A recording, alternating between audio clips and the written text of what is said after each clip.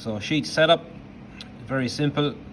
Press F5, that will erect the guide pegs. Then you can load your worksheet.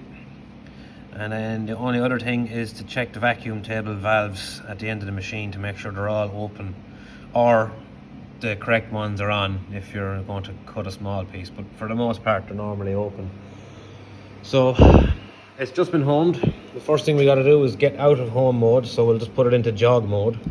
Jog mode allows you to move the machine, so I press Y here, for example. It'll move it down in the Y. As you can see, it moves out of the way. I let go now. If I press X in this direction, the head will move over in the X. So that's that. So now that we're in jog, we can press F5, which will erect the pegs. So you can see them up there now. That's what the board will go against. Also, you got to make sure that the board is tightly against the pegs when you put it up, especially if you're doing two-sided machining. These are the valves at the end, 1 to 6. And there's a little diagram here that explains where they are. So number 1 is, we'll say, half the bed, but 1/3 of this end. Number 2 is 1/3 of the middle, kind of where them tracks are at the moment actually. And number 3 is over there. So when you're doing full sheets, you want all them valves to be open, face down.